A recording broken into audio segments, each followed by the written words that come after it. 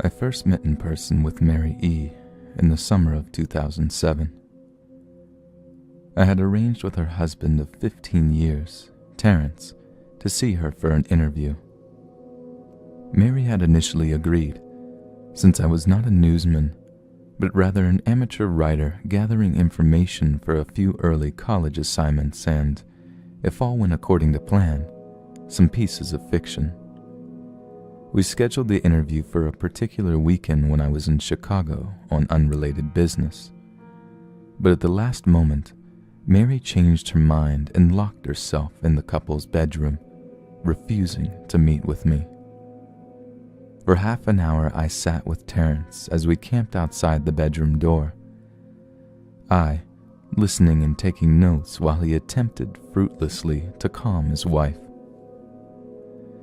The things Mary said made little sense, but fit with the pattern I was expecting. Though I could not see her, I could tell from her voice that she was crying. And more often than not, her objections to speaking with me centered around an incoherent diatribe on her dreams, her nightmares. Terrence apologized profusely when we ceased the exercise, and I did my best to take it in stride. Recall that I wasn't a reporter in search of a story, but merely a curious man in a search of information. Besides, I thought at the time I could perhaps find another, similar case if I put my mind and resources to it. Mary E. was the sysop for a small Chicago-based bulletin board system in 1992 when she first encountered Smile.jpg, and her life changed forever. She and Terrence had been married for only 5 months. Mary was one of an estimated 400 people who saw the image when it was posted as a hyperlink on the BBS, though she is the only one who has spoken openly about the experience. The rest have remained anonymous, or are perhaps dead. In 2005, when I was only in 10th grade, Smile.jpg was first brought to my attention by my burgeoning interest in web-based phenomena. Mary was the most often cited victim of what is sometimes referred to as Smile.dog. The being Smile.jpg is reputed to display.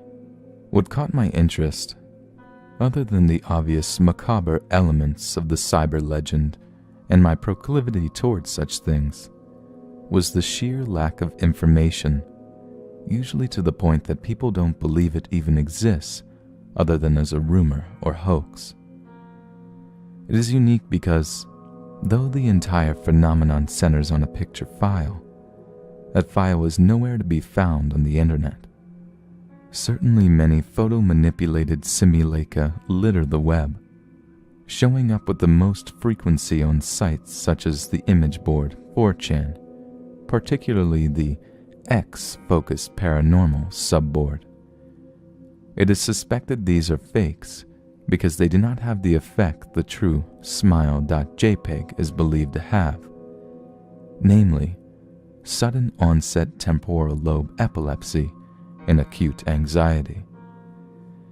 This purported reaction in the viewer is one of the reasons the phantom-like Smile.jpg is regarded with such disdain, since it is patently absurd, though depending on whom you ask, the reluctance to acknowledge Smile.jpg's existence might be just as much out of fear as it is out of disbelief. Neither Smile.jpg nor Smile.dog is mentioned anywhere on Wikipedia, though the website features articles on such other, perhaps more scandalous shock sites such as Hello.jpg or 2 Girls 1 Cup. Any attempt to create a page pertaining to Smile.jpg is summarily deleted by any of the encyclopedia's many admins. Encounters with Smile.jpg are the stuff of internet legend. Mary E.'s story is not unique.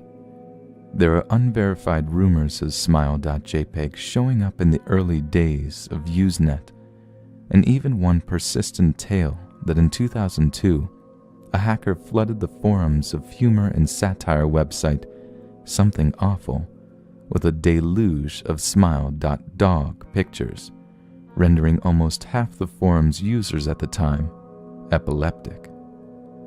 It is also said that in the mid to late 90s, that smile.jpg circulated on Usenet, and as an attachment of a chain email with the subject line, "Smile, God loves you." Yet despite the huge exposure these stunts would generate, there are very few people who admit to having experienced any of them, and no trace of the file or link has ever been discovered. Those who claim to have seen smile.jpg often weakly joke that they were far too busy to save a copy of the picture to their hard drive. However, all alleged victims offer the same description of the photo: a dog-like creature, usually described as appearing similar to a Siberian husky, illuminated by the flash of the camera, sits in a dim room, the only background detail that is visible being a human hand extending from the darkness near the left side of the frame. The hand is empty, but is usually described as beckoning. Of course, most attention is given to the dog, or dog creature, as some victims are more certain than others about what they claim to have seen. The muzzle of the beast is reputedly split in a wide grin, revealing 2 rows of very white, very straight, very sharp, very human-looking teeth. This is, of course, not a description given immediately after viewing the picture, but rather a recollection of the victims, who claim to have seen the picture endlessly repeated in their mind's eye during the time they are, in reality, having epileptic fits. These fits are reported to continue indeterminably, often while the victims sleep, resulting in very vivid and disturbing nightmares. These may be treated with medication, though in some cases it is more effective than others. Mary E., I assumed, was not on effective medication. That was why after my visit to her apartment in 2007, I sent out feelers to several folklore and urban legend-oriented news groups, websites, and mailing lists, hoping to find the name of a supposed victim of smile.jpg who felt more interested in talking about his experiences. For a time, nothing happened, and at length I forgot completely about my pursuits, since I had begun my freshman year of college and was quite busy. Mary contacted me via email, however, near the beginning of March 2008. Dear Mr. L., I am incredibly sorry about my behavior last summer when you came to interview me. I hope you understand that it was no fault of yours, but rather my own problems that led me to act out as I did. I realized that I could have handled the situation more decorously. However, I hope you will forgive me. At the time, I was afraid. You see, for 15 years I have been haunted by smile.jpg. Smile.dog comes to me in my sleep every night. I know that sounds silly, but it's true. There is an ineffable quality about my dreams, my nightmares, that makes them completely unlike any real dreams I have ever had. I do not move and do not speak. I simply look ahead, and the only thing ahead of me is the scene from that horrible picture. I see the beckoning hand, and I see smile.dog. It talks to me. It is not a dog, of course, though I am not quite sure what it really is. It tells me it will leave me alone if only I do as it asks. All I must do, it says, is spread the word. That is how it phrases its demands, and I know exactly what it means. It wants me to show it to someone else. And I could. The week after my incident, I received in the mail a manila envelope with no return address. Inside was only a 3.5-inch floppy diskette. Without having to check, I knew precisely what was on it. I thought for a long time about my options. I could show it to a stranger, a coworker. I could even show it to Terrence, as much as the idea disgusted me.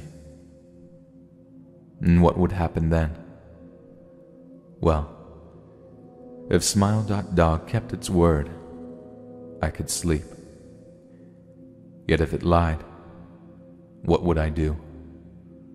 And who was to say something worse would not come for me if I did as the creature asked? So I did nothing for 15 years, though I kept the diskette hidden amongst my things. Every night for 15 years, Smile.Dog has come to me in my sleep and demanded that I spread the word. For 15 years I have stood strong, though there have been hard times. Many of my fellow victims on the BBS board where I first encountered Smile.jpg stopped posting. I heard some of them committed suicide. Others remained completely silent, simply disappearing off the face of the web. They are the ones I worry about the most. I sincerely hope you will forgive me, Mr. L. But last summer when you contacted me and my husband about an interview, I was near the breaking point. I decided I was going to give you the floppy diskette. I did not care if Smile.Dog was lying or not. I wanted it to end. You were a stranger, someone I had no connection with, and I thought I would not feel sorrow when you took the diskette as part of your research and sealed your fate. Before you arrived, I realized what I was doing, was plotting to ruin your life. I could not stand the thought, and in fact I still cannot. I am ashamed, Mr. L, and I hope that this warning will dissuade you from further investigation of Smile.jpg. You may in time encounter someone who is, if not weaker than I, then wholly more depraved, someone who will not hesitate to show Smile.Dog's orders. Stop while you are still whole. Sincerely, Mary E.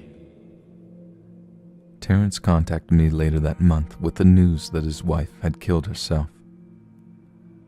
While cleaning up the various things she'd left behind, closing email accounts and the like, he happened upon the above message. He was a man in shambles. He wept as he told me to listen to his wife's advice. He'd found the diskette. He revealed and burned it until it was nothing but a stinking pile of blackened plastic. The part that disturbed him, however, was how the diskette had hissed as it melted, like some sort of animal, he said. I will admit that I was a little uncertain of how to respond to this. At first I thought perhaps it was a joke, with the couple belatedly playing with the situation in order to get a rise out of me. A quick check of several Chicago newspapers' online obituaries, however, provided that Mary E. was indeed dead. There was, of course, no mention of suicide in the article.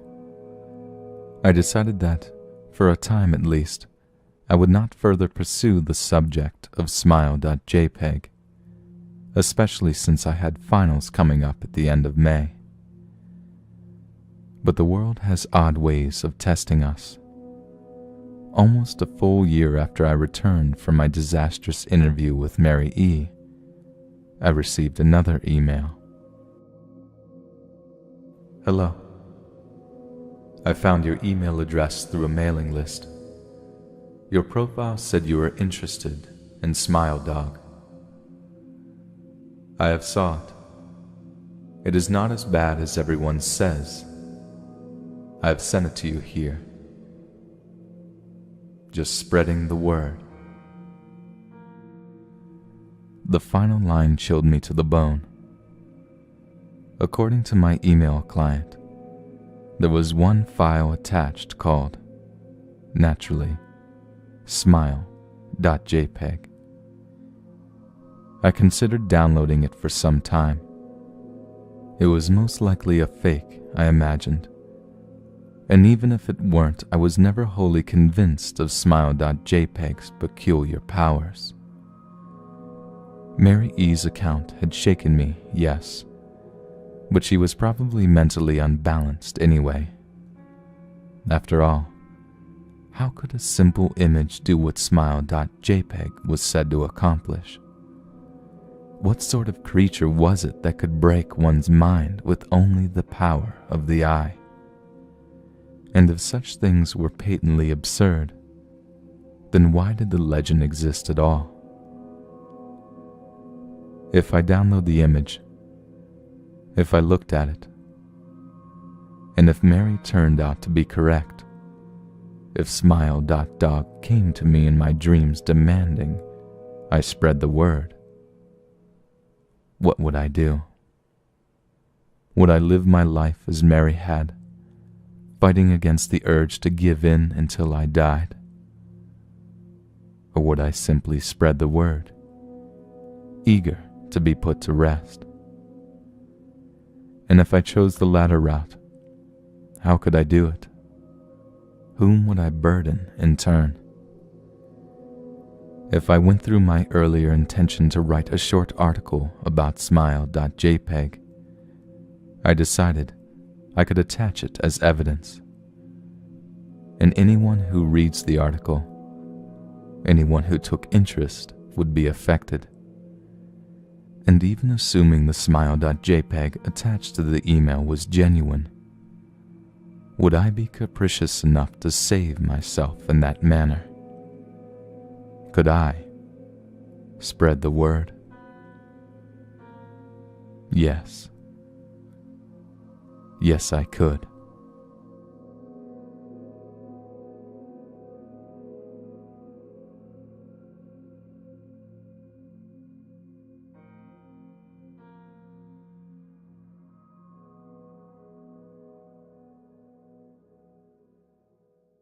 The rest have remained anonymous, or are perhaps dead. In 2005, when I was only in 10th grade, smile.jpg was first brought to my attention by my burgeoning interest in web-based phenomena. Mary was the most often cited victim of what is sometimes referred to as smile.dog. The being smile.jpg is reputed to display. What caught my interest, other than the obvious macabre elements of the similar case if I put my mind and resources to it. Mary E. was the sysop for a small Chicago-based bulletin board system in 1992 when she first encountered smile.jpg, and her life changed forever. She and Terrence had been married for only 5 months. Mary was one of an estimated 400 people who saw the image when it was posted as a hyperlink on the BBS, though she is the only one who has spoken openly about the experience. I could tell from her voice that she was crying, and more often than not, her objections to speaking with me centered around an incoherent diatribe on her dreams, her nightmares.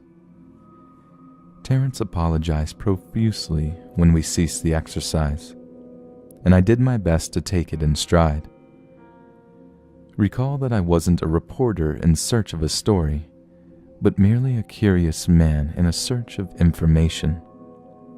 Besides, I thought at the time I could perhaps find another.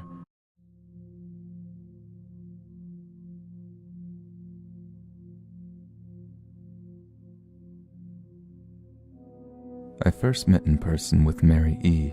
in the summer of 2007. I had arranged with her husband of 15 years Terence, to see her for an interview. Mary had initially agreed, since I was not a newsman, but rather an amateur writer gathering information for a few early college assignments and, if all went according to plan, some pieces of fiction.